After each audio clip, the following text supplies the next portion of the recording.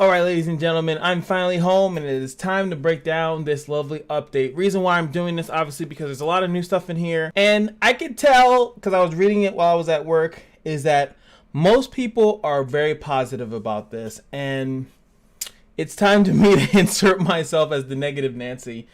I am not too happy about this update. I'm going to go through bit by bit. I'm going to tell you what's good. I'm going to tell you what's bad. And we already know half this stuff, so it's more or less recapping what we actually know. Like, now we know information. So as you guys can see, let's go with the first lovely point, and that is Slaughterer Morrigan. Now first, I think the best thing is to go over her initial changes, because they changed how she is and how her costume works, and then I think it will make more sense when we see what the actual awakening is. So let's go first with this. They changed this to now existing increases fire allies by it definitely was attacked from the get-go, but now you're getting some crit strike damage, and that's because she has a guaranteed crit now.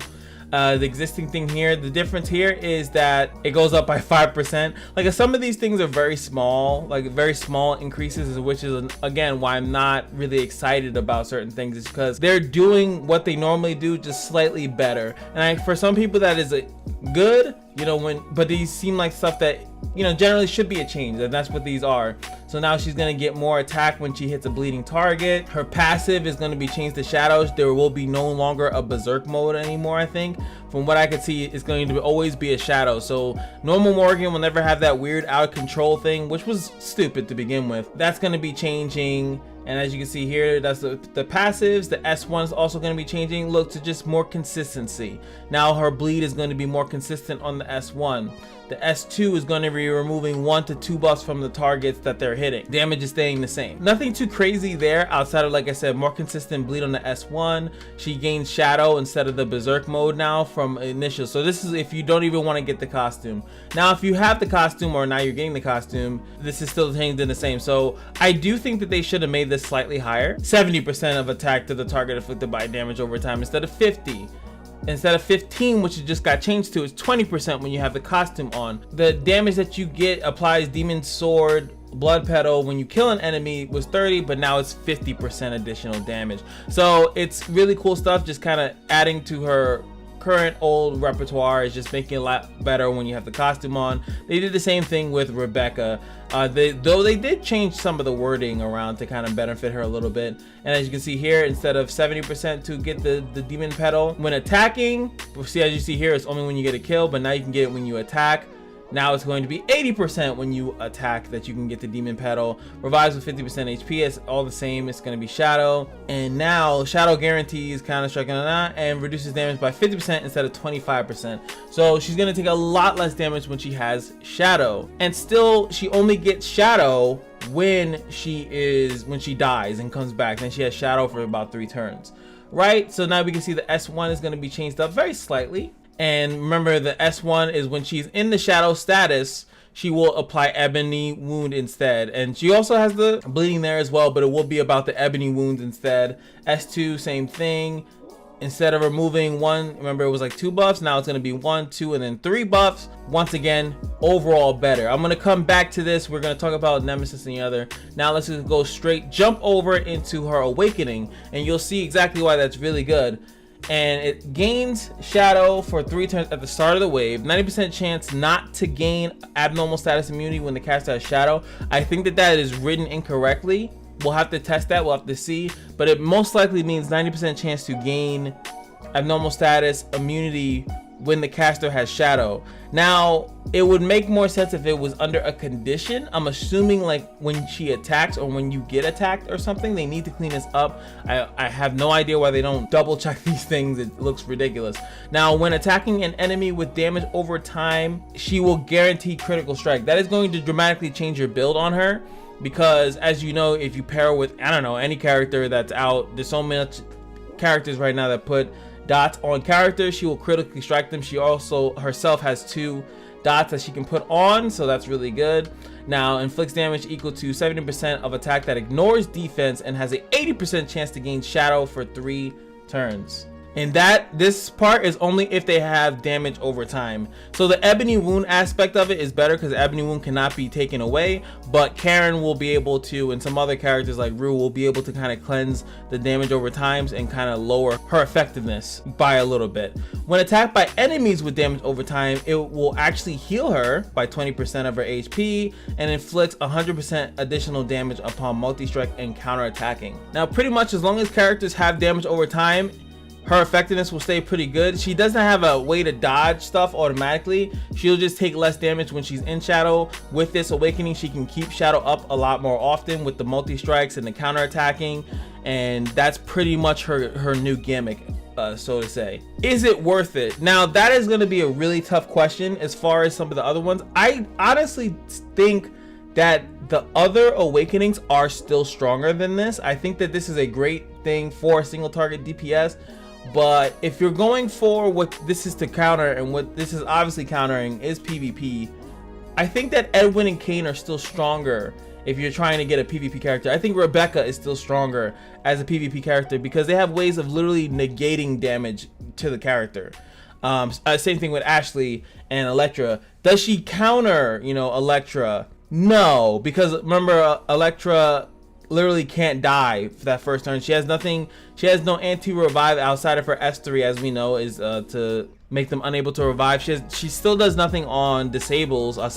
She still does nothing on resolves. So there's nothing to stop that. And a lot of the pesky characters in the game are with resolves. There is a big meta right now of reviving characters. So Morrigan coming back right now is okay, but there was already characters doing that. Verdandi still, in my opinion, does this job just tremendously better because she can do it in a cone, and she can also technically do it AoE by giving anti-revive. And we're gonna go to Nemesis later and see that Nemesis just got buffed. So if we're looking to really put some anti-revive on the field, we would just go with her as well. So Morrigan is cool. I like her little rework. She does look amazing. And see, here they changed it. This is what it looks like when she has the costume on.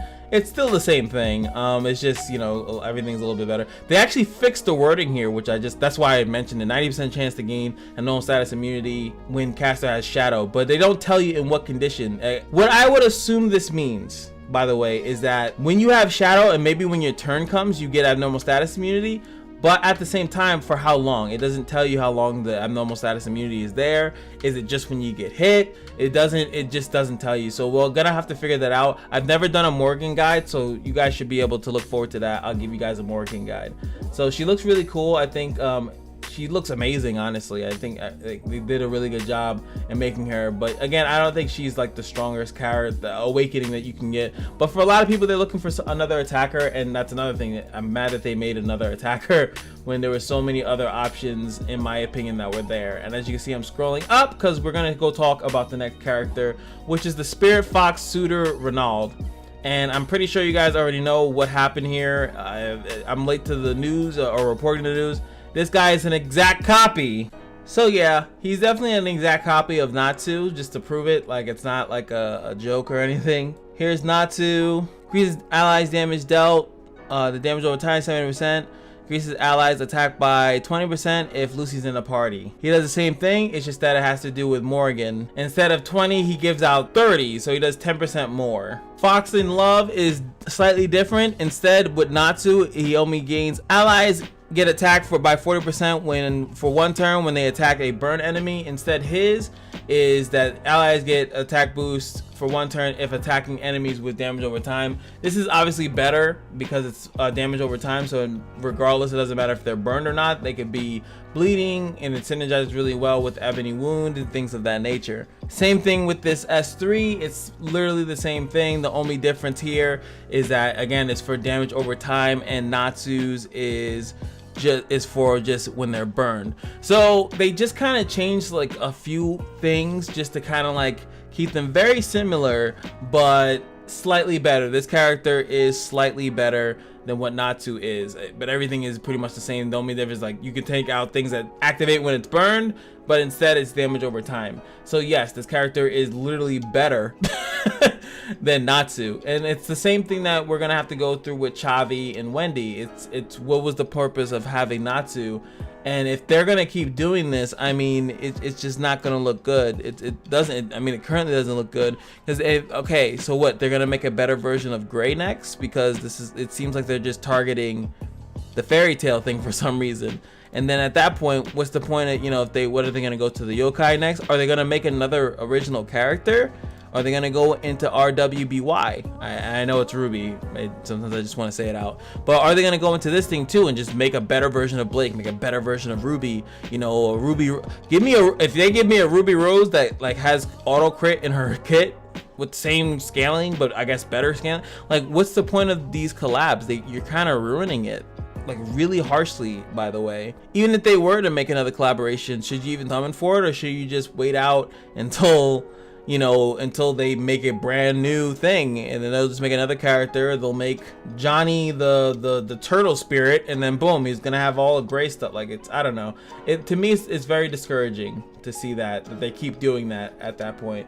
Anyway, the new demon costume is, you know, it is what it is. It's just a regular costume. It's if I remember correctly, it's 7/7, like double attack. If I remember correctly, let me just double check. There it is, 10% attack, defense, and HP. So slightly better than her other one. Nothing too crazy there. Next up is the side costume. Now this one is also very weird. Now the side costume, I'll tell you right now, it's pretty much the same thing. It's gonna be the 10-10-10. Attack, defense, yeah, but everything is exactly the same. I just don't understand the purpose of the costume. Okay, so the illusionary dream is a 70% chance. In game, it's only 40, so that goes up. But that is really the only difference that I can see. This is garbage, bro. Ain't no other way to say it. It's garbage. There's no reason to do this. 100% no reason to do this.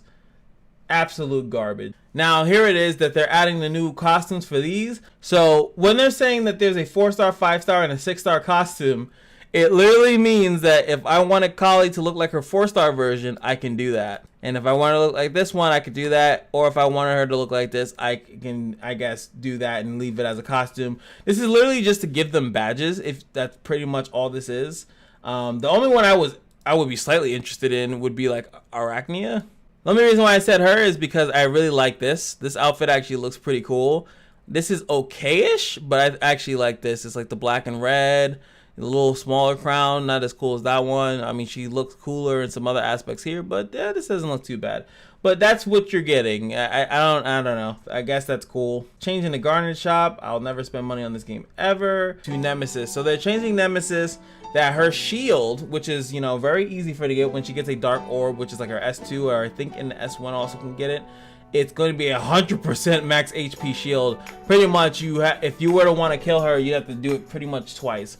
And with characters doing insane damage as they do, that's actually pretty strong to have a shield that's strong. She might be able to survive a lot more with that. And they're just changing up here. Look, the S1, again, just more consistent. Instead of it ending at 65, it's going to end at 80%. It's also going to last longer if you have it leveled up. The glaive, the S2, the buff is going to eventually go down to 2 turns, which is really good. And then the Shadow Strike, the unable to revive, is going to be longer on that too.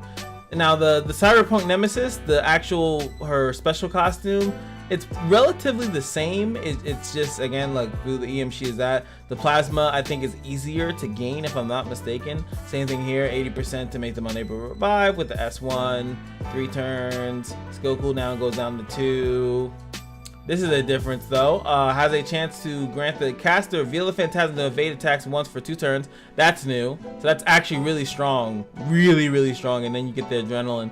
So you can S2, which gives you crit chance, as we know, right? You get crit chance, you're gonna get a big ass shield because you're gonna gain plasma, right? It acquires 2 plasma.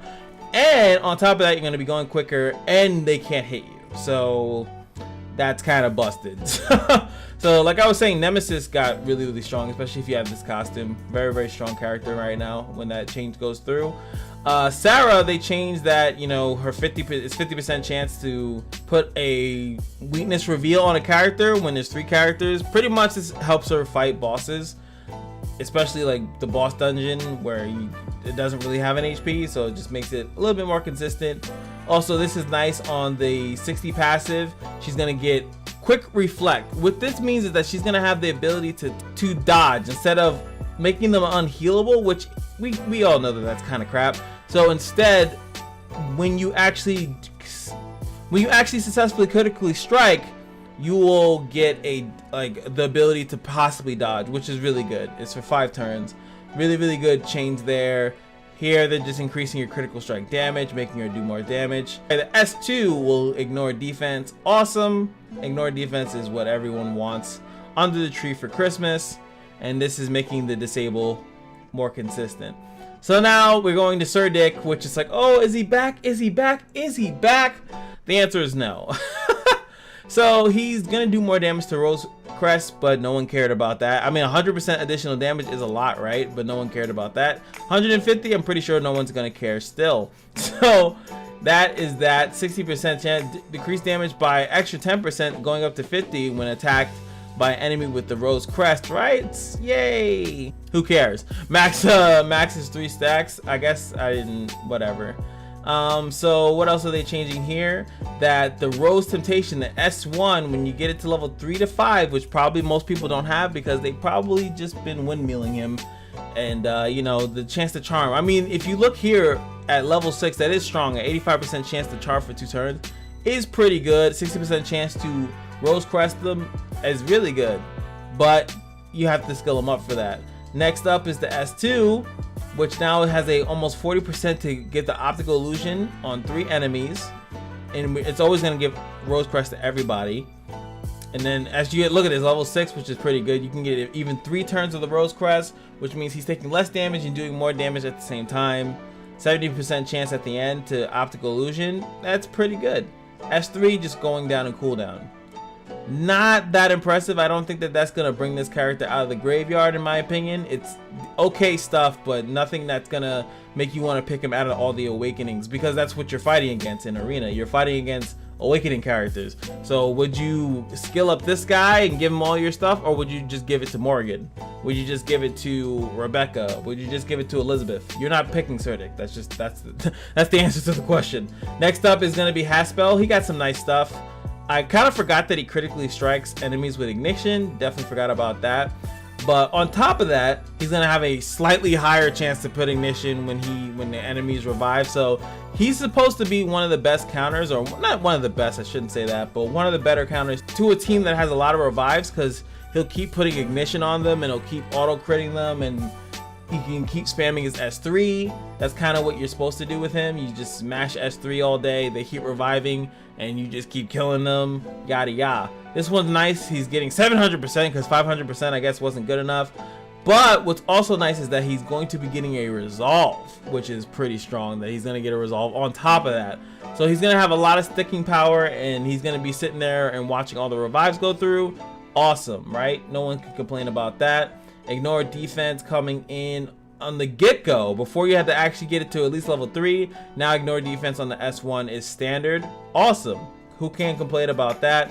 His S2 can go down to 2 turns. Awesome. 100% chance to get the ignition if you level it up. Awesome. And the 3 is getting penetration damage, which is great. Why? Because there's so much damage immunity and shields out right now from Severia. There's damage immunity from Electra, so giving it penetration makes it a lot stronger.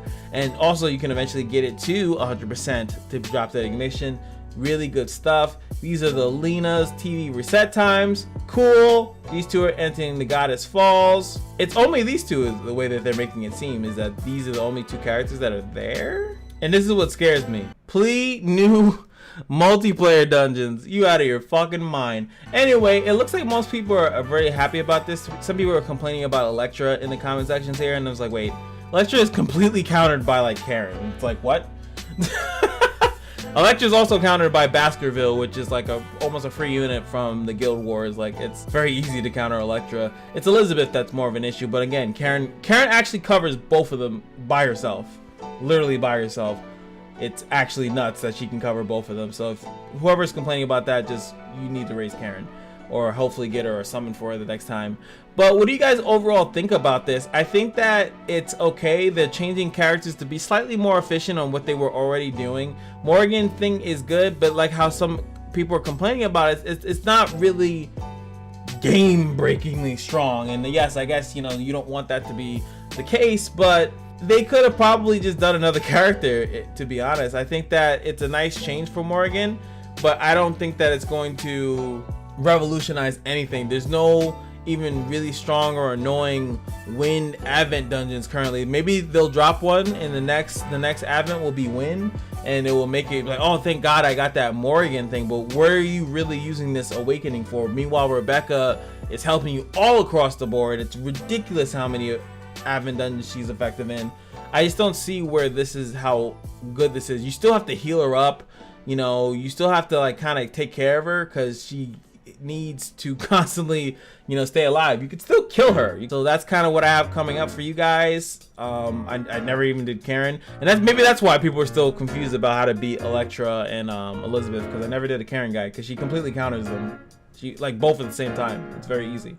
But yeah, that's gonna be it for me, guys. Hope you guys enjoyed the video. Go get a Nemesis. And also, what you gotta do is remember that every day at the Kashino is your lucky day, and I will see you guys in the next video. Peace.